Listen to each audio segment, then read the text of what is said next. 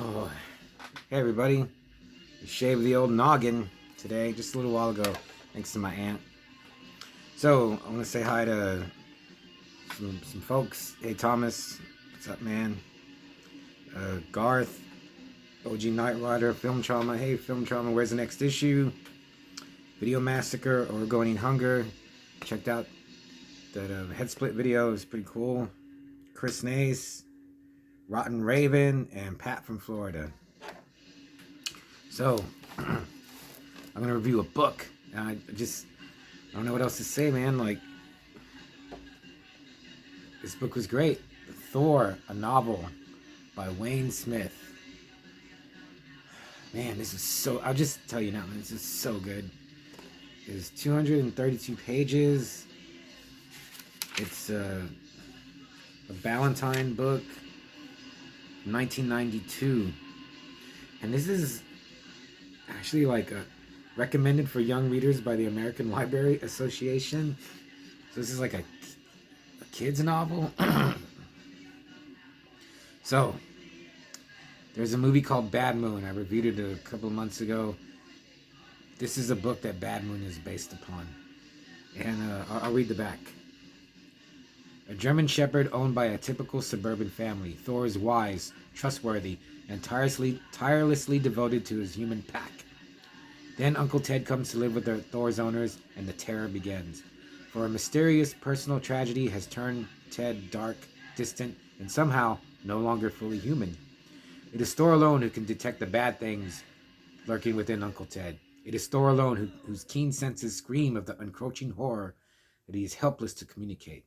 And it is Thor alone who must finally stand against a bloodthirsty predator, hell-bent on making Thor's family its prey. Ah, that's pretty good. and the book is all that. That actually describes the book. So yeah, I don't know what to say, man, because reading this book just gave me so many thoughts about reading and writing and authors. I don't know. I was gonna look up what Wayne Smith, what else he wrote. I don't think he actually did anything. But he wrote an awesome book. He wrote one awesome. If he only wrote one book, he wrote one awesome book. I always rag on Stephen King, but it's because he's not so good, and he's written a lot of terrible books. He's written a lot of good books. He's maybe written a great book, but yeah. Or Kuntz has written so many bad novels, and there's so many other writers that I can think of that are just boring. This is a real page turner. Like, it had me from the beginning, and oh man, just so many thoughts. Hopefully you've seen the movie. The movie's pretty good. There are some key differences between the book and the movie. For one, the majority of the book, not all of it, is told from Thor's point of view. And man, Wayne Smith, I don't know what research he did, or if he did any, or if he just made it all up. He really gets into what I thought, and what I think a dog would think. Their mentality, how they see us, how they see the world, how he sees other dogs, how he sees himself. Man, it was great. It's like, yeah, again, I don't know if it's true or not, but I feel like I learned so much about dogs, and now I look at dogs differently. I like animals. I wouldn't get a pet because maybe like something like a turtle or a fish or a hamster or something, or a lizard, but anything bigger, like having a pet is a big responsibility, especially something like a dog or a cat, or even like a ferret or a skunk or a mammal. I don't think a lot of people realize what it takes to raise an animal. Vet bills alone, man. But anyway, enough about that. So yeah, Thor, he lives with a family. There's the mom, Janet, the dad, Tom, Brett, Teddy, and I can't remember. There's a little girl. I can't remember her name. Like Bernice, or say her name's Bernice. And Thor, he just loves it. He loves living with his family. He loves his pack, and he loves his one purpose is to protect them. He's the guard, and he you get in his head and you find out where he is in the pack, where the dad, the mom, who are the breeding pair. He looks at them, and he sees the kids. They're kids. He's higher than. So it's like dad, mom, Thor, Teddy, Brett, then Bernice, and then Bernice has a little kitty, and he even sees the cat as part of his pack, and like a kitty, they just call it Kitty, and he's like, Kitty's part of the pack and deserves, like, he'll protect. He doesn't. The cat's kind of new, so he doesn't love them or feel he has to, I guess, protect it as much. But he will. He'll kill. I'll die for the cat. So I was like, man, and Thor, like, uh, Smith hammers it home that Thor, he's like a cop. He's always on guard. He's always watching over the family. And yeah, I wondered, do dogs, do they think that? Because yeah, I could go on and on. There's a part where he's going jogging with his mom, Janet, and he's chasing a rabbit, and then he corners the rabbit, and then it describes like one of his ear turns, and he can hear mom running, and he's like, okay, her foot patterns are normal. Maybe he could hear her breathing. Her breathing's normal. She's okay, and then he turns back to the rabbit, but he doesn't want to hurt the rabbit. It describes how like he's been raised, he's been domesticated his whole life. He's not a natural killer. He will kill, but it's not. He just won't kill anything. And he doesn't see the rabbit as food. Because like he thinks I get my food from my family. Rabbit doesn't smell like food, so it's not food. He just wants to play with it. There's so much stuff like that. What he thinks about his dad and his mom, and then after a little while, I was like, well, where's the werewolf? Because there's a werewolf in here. And actually, a little more than halfway, I didn't even. I mean, the werewolf stuff is cool, and there's really not that much of in the book. But I didn't care. I just wanted to read about Thor. He's one of the best characters in a book that I've read in recent memory that I can remember.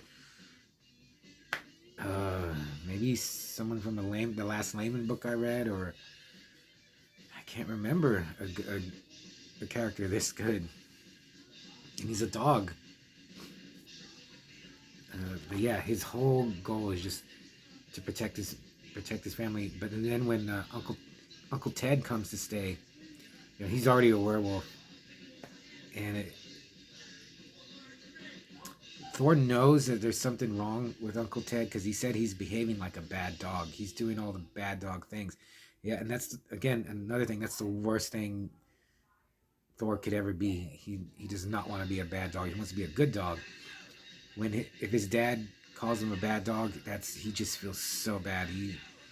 He's miserable if he does something bad and he gets in trouble. And he doesn't try to get in trouble. Just some things. He's learning as he's gotten older, and he just hates being a bad dog, which is where a lot of the turmoil comes from, because he has to do bad dog things to protect his family. And he knows Uncle Ted, there's something wrong with him, and then he knows there's a werewolf, but he doesn't put it together that they're the same thing because they smell different. I think maybe he says it twice, or he thinks it like smelling is knowing. And yeah, there's so much cool stuff. He can, like, again, I wonder if this is true. Like, you can't hide your emotions or how your feelings or even who you are from a dog. They know, or at least in the book. Maybe in real life, maybe. I mean, some dogs are dumb as a rock, so maybe they don't. Or like he remembers it. It's not a actual part, but he remembers like they had a party and there's so many people. It kind of worried him because he's got to protect his territory, and there's some people there. Some of them are just bad people. I can tell they're bad.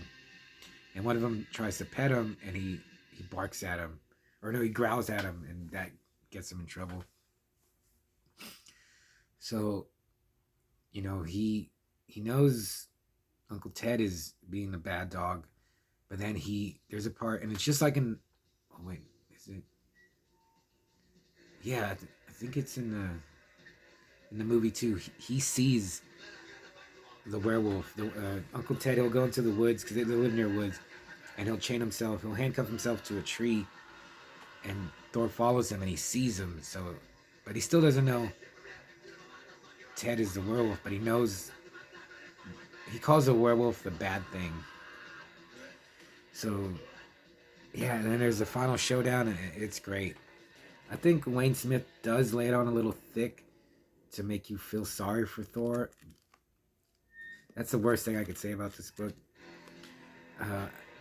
It's not bad, but he like makes you know like Thor is a real noble spirit, and he doesn't deserve like the bad things that happen to him.